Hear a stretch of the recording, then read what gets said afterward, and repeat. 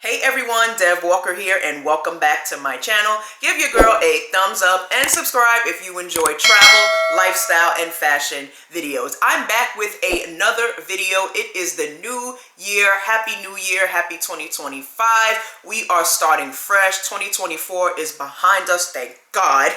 And we are focusing on all things 2025 goals and my personal wish list for the new year. I will be sharing some things that are on my current list for travel, for luxury, for social media, and just overall life as a whole. And I would love to chat with you about it. So let's get into it. Now, before I start, I am very comfortable at home today. This denim shirt is old from Zara. I'm literally wearing my favorite house sweatpants from a brand called the Couples. Love them. Threw on my Fendi earrings and Fendi bracelet for a little bit of razzle. And my lip combo is the Sephora lip liner in the shade Dark Horse and the Ami Colé lip oil in the shade Bliss. It's actually a snow day here in New York, so I got all the time in the world. Let's talk 2025 goals and wish list.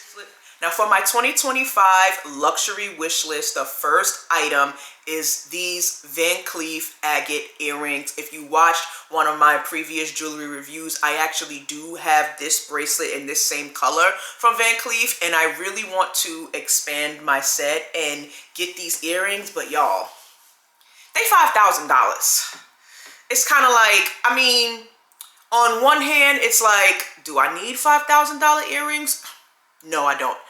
But I've already spent $5,000 on the bracelet, so it's not like I haven't spent that type of money on one item previously. So one more wouldn't hurt, right? So I'm still on the fence about it. I have not been to the store yet to try them on. I have not seen them in person, but I really think these would look great with my Van Cleef bracelet. So maybe sometime this year, maybe like around my birthday, I think I might be treating myself to these. The second item on my 2025 luxury wish list, speaking of earrings, is the Saint Laurent gold hoop earrings. Now, if you've been following me for a short time or a long period of time, I am a Saint Laurent girl. Bury me in that brand. That's how much I love them. I saw these earrings on Tashira over at Politics and Fashion. She is hilarious, by the way. I really hope you are subscribed to her channel because her videos just have me cracking up. Anyway, she recently did her best and worst purchases of 2024, and those actually happen to be the worst, but because I just love that brand, and I mean I have a deep love for that brand, those earrings are now on my list. They are a bit pricey. They do come in at a whopping $895. And I just don't know if I could spend that on something that's not real gold. But like I said, I'm a Saint Laurent girl. Tashira also said that those earrings are very heavy and they literally feel like barbells hanging from her earlobes. But all those complaints, and guess what? I'm still probably gonna get the earrings. Yes, I am. I don't know if I'm gonna pay retail price for them. I'm probably gonna check like Satire like she recommended, or maybe like the Real and probably get them pre-loved. But $1,000 on fake gold, I'm sorry, it's just never gonna be me. That's never gonna be me. I draw the line at $500. Like these Fendi earrings were $500, and even that's steep. But once you start talking $895 plus tax, which is literally $1,000, that's when you kind of lose me. Like now I'm out the game. Cards are off the table. I'm done.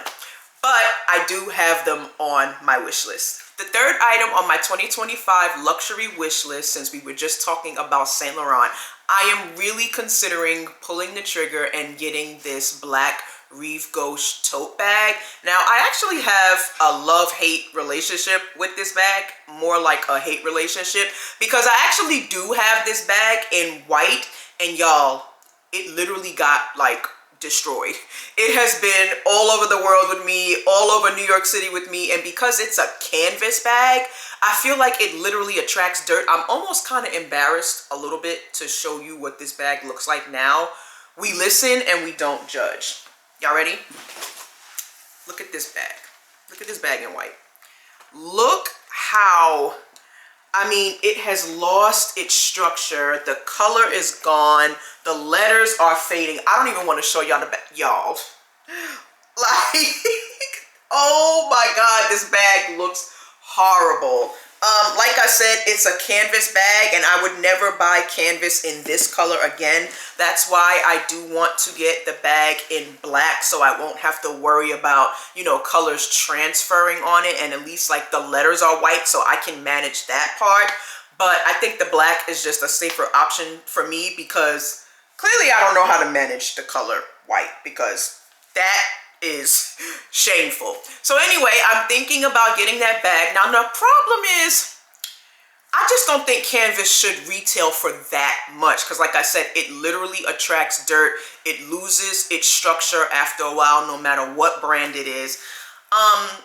This bag retails for a whopping $2,000, and it didn't always retail that. The price increases from these luxury brands, girl, that's another conversation for another video, because are they crazy? $2,000 for canvas is insane. I refuse to do that. I refuse to do that. I was never doing that. It was never going to be me. So I'm more than likely going to either A, go pre-loved, like the Real or Fashion File, Rebag somewhere, or maybe find it in one of those marketplace websites like Satire or whatever the other ones are, because I'm not paying $2,000 for canvas. But I really do love this bag. I love the size. I love how it looks. Like I said, Saint Laurent is my personal favorite European luxury brand, and I really do love it as my personal bag for the plane. I can fit all of my stuff in it without having to struggle and tussle with it. So I do plan on getting this bag this year, and I will unbox it for you when I find it for a decent price. Next up on my 2025 luxury wish list, you've probably seen this several times, but I don't care because I still love it, and that is the Cartier Love Ring. This is something that has been on my mind for like a good 3 years now, and I don't really know why I haven't bought it. I just kept putting it off and putting it off, but I did try it on over the summer, and I really like how it looks stacked with my Cartier Juste un Clou ring. I actually unboxed and reviewed that in a previous video, which I'll link down below in the description box. But I really love the ring, but I gotta really start unpacking, like, why do I love these things? Like, it's literally just a gold ring with some circles and lines through them. Like, do I want to pay $2,000 for that? Depending on what day you ask me, like today, the answer is yes. Tomorrow, I may be like, what is it all for? But for now, because I am a jewelry girl, I am a ring girl. You see, I always wear a lot of rings on my fingers. Well, not today, but when I'm outside, the rings be on. So the Cartier Love Ring will probably be in my possession probably by my birthday, which is in July. But I just like it. I can't help it. Like, I just like it. I am a prisoner to this stuff, y'all. We listen and we don't judge. And last but certainly not least on my 2025 luxury wish list, it's actually not an item in particular, but in all of 2024, I did not purchase any designer bags, y'all. Like, that is crazy for me. Like, I'm typically a shoe girl before I'm a bag girl, but I did not buy any bags in 2024, and I'm like really proud of myself. So you know what that means? Like, I need to buy a bag. I'm not really sure exactly which one I want yet. I am leaning towards the Loewe puzzle bag. I saw this bag on Politics and Fashion. I saw it on, I believe Janae Naylor has it, and quite a few of my favorite fashion influencer girlies have this bag. I really love how simple but complex it is. I love the neutral colors, and I actually love the one that Tashira has, because it does serve as like a little bit of pop when you are wearing neutral colors. So I'm leaning towards that or something similar if I can find it. I'm also considering maybe a Fendi bag, because I do have one Fendi bag that I love. So I'm still teetering. So if you have any suggestions or recommendations on what designer bag, preferably something small, maybe like a like a midday evening type of bag, top handle, crossbody, something versatile, something that I can wear multiple ways and multiple times, please drop them down below in the comments. So that wraps up my luxury wish list for 2025. Now let's talk about my travel wish list for 2025. Now, for me, as a traveler, I've been to 59 countries. If you're new here, I usually go where the travel deals are. I typically don't have destinations on my list by the year, by the month, by the quarter. I go wherever it's cheaper to fly to, and then I work my way around. This year, I'm trying to be just a tad bit more intentional. I'm still going to go where the deals are, but I have 2 destinations that are high on my list for 2025. The first one is Namibia. I am so tired of seeing content in Namibia and me saying I haven't been there yet. I've had this on my list for years and years, but the semantics of this trip would really take time and a lot of money to do it exactly the way I want to do it. I want to do it like luxury. I want to do the luxury lodges. I want to work with the local tour companies. I want to see the best that this country has to offer without feeling like I'm kind of missing out. So with the thing about it is, it's getting there. Flights to Africa are extremely expensive. So I know the best way to get there is from Johannesburg, South Africa, which I've already visited in the past. The flights to Joburg, y'all, like, I can't find nothing for less than like $1,000. Getting from Joburg to Namibia is not that bad. It's usually like 200, 250 or so, which is not bad at all. But from New York to Johannesburg, it's looking like over $1,000. And even when I do find it for any cheaper, it's usually like 800 at the very, very least. So I'm just gonna have to bite the bullet, pull the trigger, and just book a flight to Johannesburg and then get to Namibia from there. I want to go to Dead Vlei. I want to see everything. I want to do a safari. I've done them in the past, but I want to do them almost everywhere they are offered in Africa. So Namibia, very, very high on my travel wish list for 2025. While we're still talking about Africa, for my travel wish list in 2025, I do want to go back to Ghana. I went to Ghana back in 2021.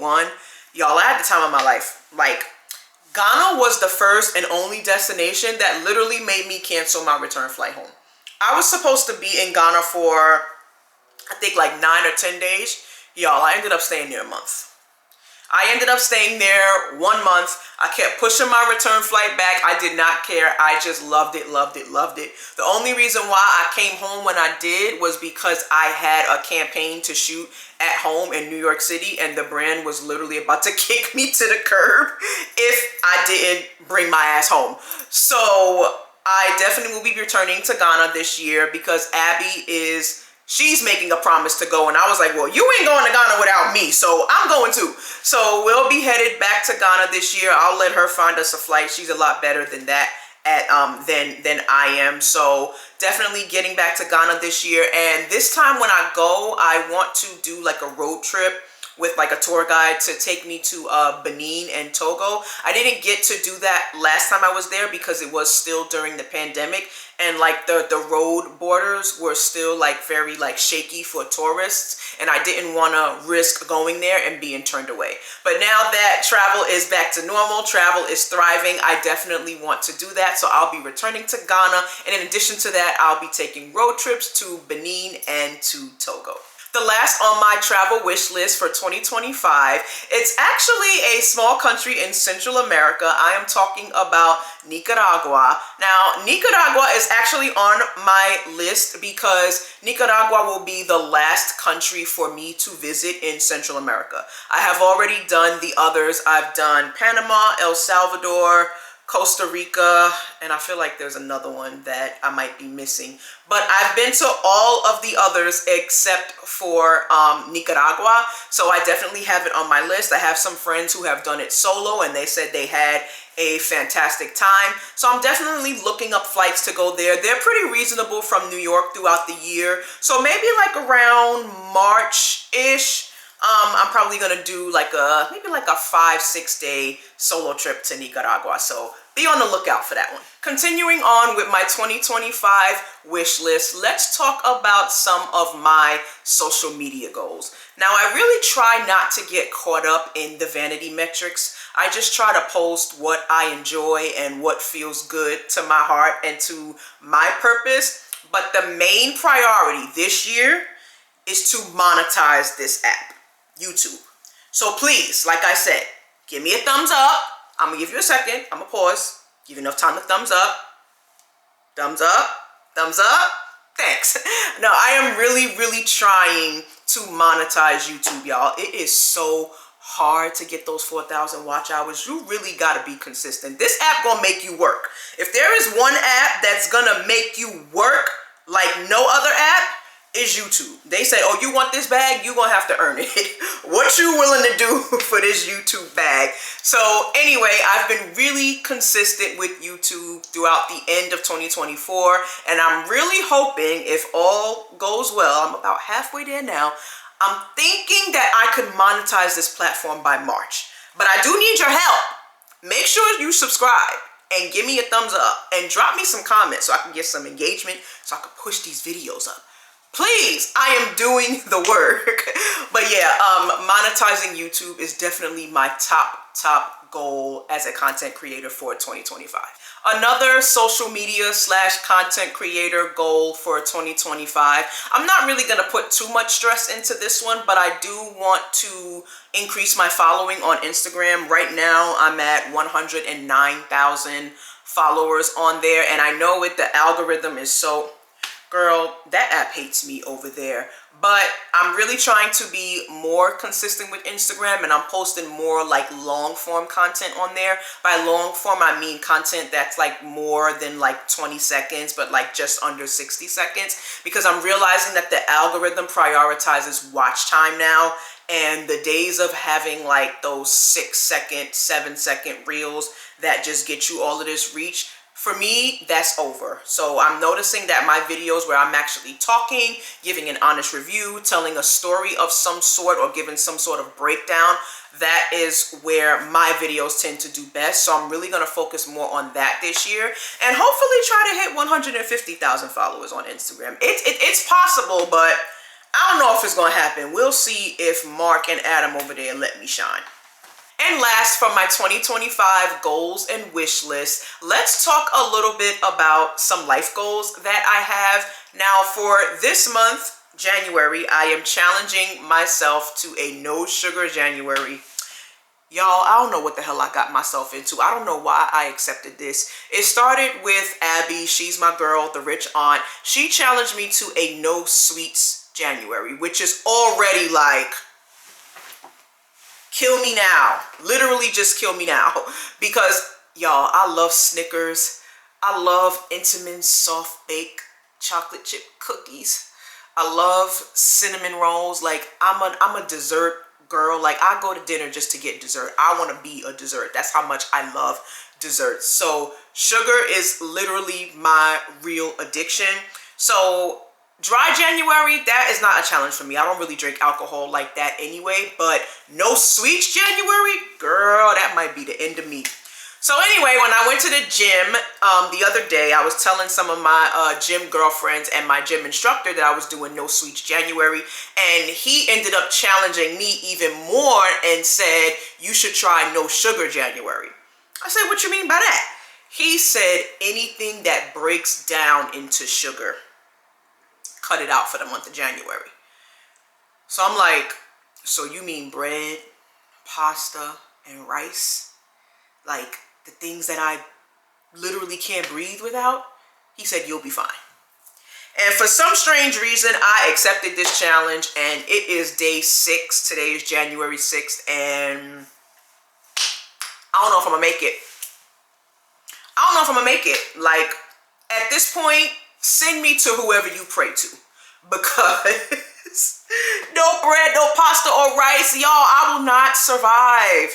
So pray for me. Pray for my sanity. So yeah, that is my goal for the month of January. And for 2025, I really just want to get snatched. I'm turning 38 this year and I want to lose around 30 to 40 pounds. I was thinking maybe to lose 38 pounds by my 38th birthday in July. I have plenty of time. So we're going to see how that goes, but I really got to get focused. So that is my main thing, focusing on diet and exercising this year. And my last life goal, this is not necessarily for 2025. I mean, if it comes in 2025, that would be absolutely fantastic. I will be ecstatic and to the moon. But I really want to get like a second dwelling or like a second apartment, a second place to live. I'm currently based in New York. I am a native New Yorker, but I have been wanting a apartment or condo, townhouse, whatever, in Miami. I just love Miami Beach. I have been visiting there for years, and it's really been on my vision board for quite some time to have a place out there. So I do have a plan. I do have some neighborhoods that I scoped out, but it all needs to just kind of work out. I want to move under like the perfect circumstances. Like, I don't want to go there and feel like I got a penny pinch, because I will still be keeping my apartment here in New York City for when I have to come and do work here, when I see my family, my parents, my friends.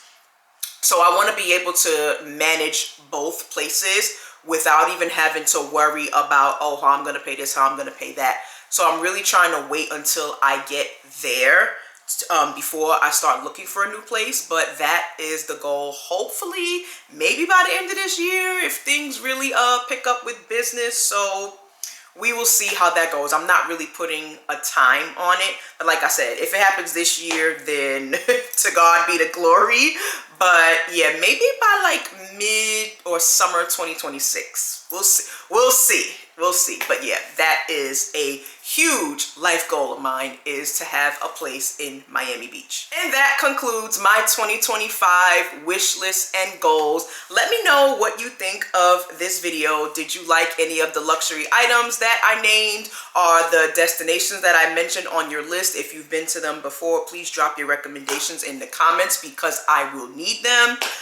Let me know if you are on a fitness journey this year as well. I'm gonna need as much support as I can get. I'm gonna need all of the community that I can get. So yeah, let's chat about it in the comments. Thank you so much for watching this video. If you made it this far, please give me a thumbs up. Give me a thumbs up and subscribe. I would love to have you here on this side of the internet. Thank you again, and I will see you in the next video. Bye, guys.